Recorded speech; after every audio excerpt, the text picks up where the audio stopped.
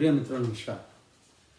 जीवन धारा दर्शन नामक कविता संग्रह जिसमें मेरी 28 पोइम्स हैं, 12 साल पहले लिखी, उनका मैं आज 2021 में आपके सामने कविता पाठ कर रहा हूँ।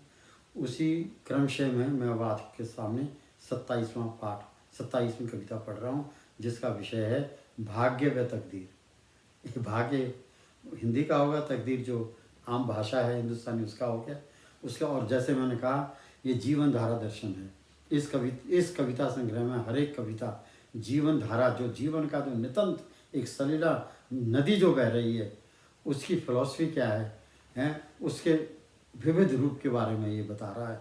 तो आज इसमें एक और नया आपके सामने चेहरा आएगा इसका जीवन धारा दर्शन का, और वो कवि है भाग्य व तकदीर। ये मैंने इसमें 5 स्टैंजा हैं, 12 साल पहले लिखे थे, अब आज मैं पढ़ रहा हूँ। मैं भी आपके सामने अब जानूंगा कि उस समय मैंने क्या लिखा था।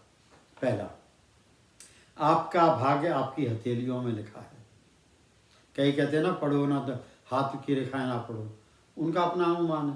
मैं कहता हूँ हाथ की रेखाओं से अगर कोई पढ़ने वाला हो तो आपके जीवन का कच्चा चिट्ठा, भूतकाल का, प्रेजेंट का, भविष्य का ऐसे खोल के रख देगा जैसे कि पत्थर पर लिखी हुई रखी हो। तो इसलिए वो ही मेरी धारणा है। पहले सेंटेंस में इसमें वो बिल्कुल स्पष्ट हो रही है। आपका भाग्य आपकी हथेलियों में लिखा है। आप स्वयं अपने हाथों से तकदीर लिख सकते हैं। लेकिन दूसरे में फिर कह गया, और सच बात है, मैं अपने हाथ की तकदीर देखता हूँ। ये अगर आप 1 साल ना देखें इन लकीरों को, तो 1 साल के बाद में देखें तो इनमें आपको बदलाव नजर आएगा।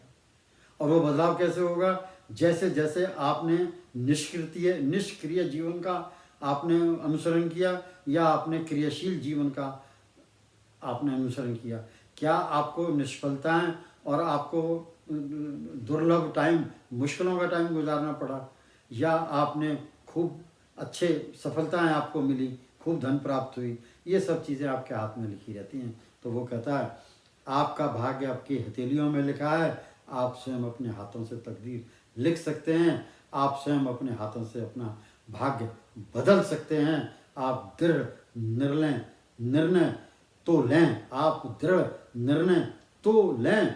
आप स्वयं सफलता की वास्तविक कहानी लिख सकते हैं। दूसरा, शास्त्रों में हाथों के शस्त्रों गुणों का गुणगान दर्ज है। शास्त्रों में हाथों के लकीर के शास्त्र का गुणगान दर्ज है। अतीत के महापुरुषों ने भी बयान दिया है, परिश्रम आपका फर्ज है। अहंकारी होकर भुजाओं के बल पर मत इतराओ।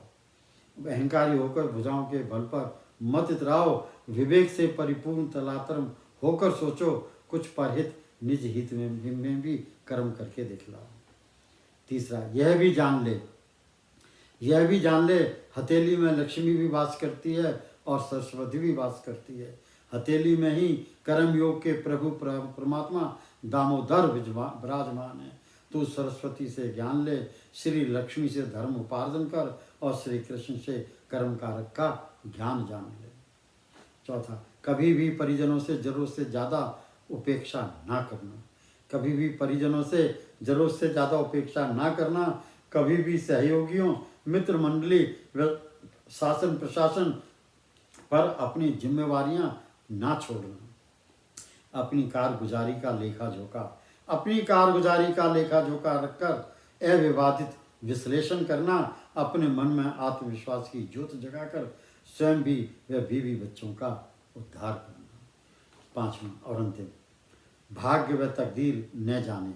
जो हमारी भाग्य है और तकदीर है, भाग्य व तकदीर न जाने कब बन जाए और कब बिगड़ जाए। भाग्य व तकदीर न जाने कब बन जाए और कब बिगड़ जाए। तो हमेशा अपने काम के लिए हाथ बढ़ाए रखना और ये विश्वास रखना कि तकदीर मेरी अब सुधर जाए और अब सुधर जाए। धन्यवाद।